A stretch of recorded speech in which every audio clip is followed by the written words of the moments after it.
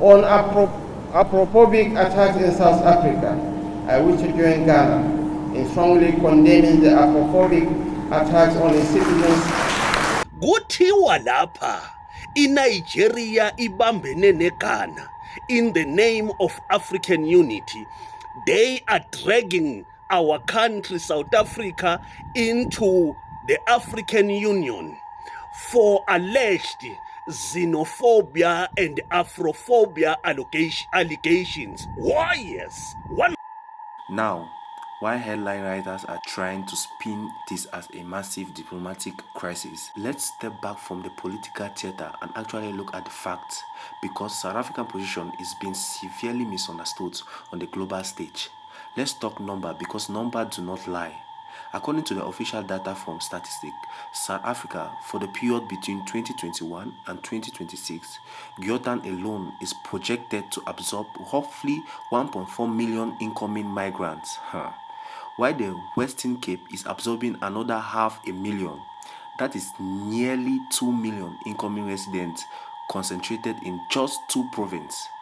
Name one other country on the African continent carrying that kind of administrative, economic and social infrastructure load. Every sovereign nation on earth, whether it's in Europe, North America or West Africa, enforces its national borders. When other countries enforce immigrants' law, it is called the rule of law. But when South Africa does it, external crisis try to label it a diplomatic crisis.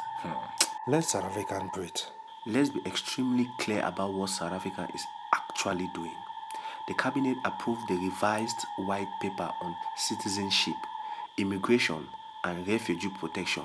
Home Affairs is modernizing its entire system, introducing digital electronic travel, authorities, point-based work visas, and streamlining asylum processing. Zanzibar is not saying Africans are not welcome. What Zanzibar is saying is very simple. Enter legally through designated port of entry, register your documentation, and respect the law of the host nation. It's asking for a basic legal compliance, really an unreasonable demand for a sovereign democratic nation?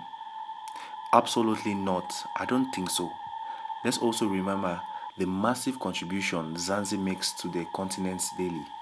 So, every country has a legal right and responsibility to protect its border, its citizens, and its legal residents. I want to hear directly from you in the comment below. If you agree that South Africa has every right to enforce its immigration law and defend its sovereignty, hit that like button right now and drop a South African flag in the comment section. Don't forget to subscribe for more straight talking news reports.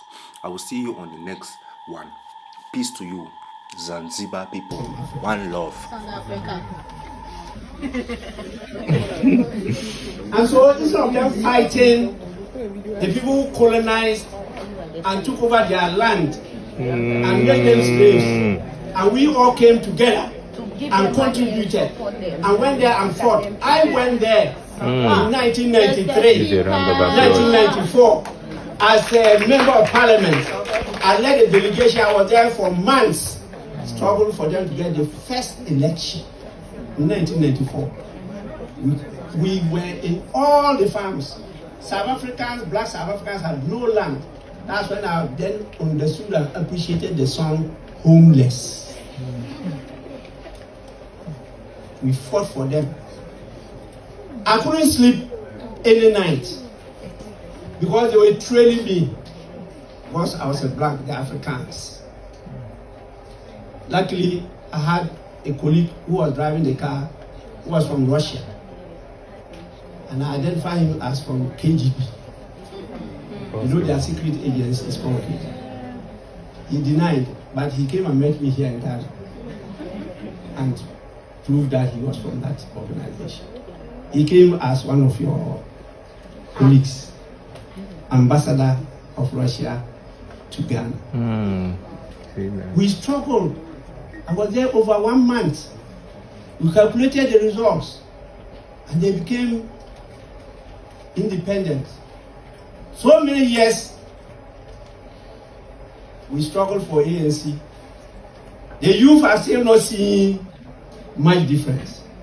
So they start diverting their attention that it's your colleagues from the other countries in Africa That is the problem. Hey, you are come to take our jobs? No, go back home. Where is that thing?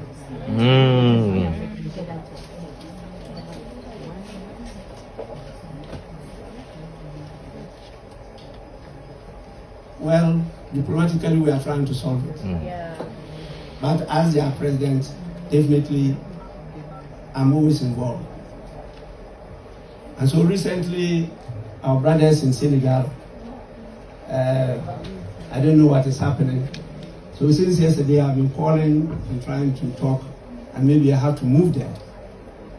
I was in Niger when there was the explosion to be part of the formation of that their transitional council. I'm always in touch with Burkina. And so on a daily basis, I'm not just presiding here. I have to make sure that why you people invested in me. That is why the statement that was made about investing in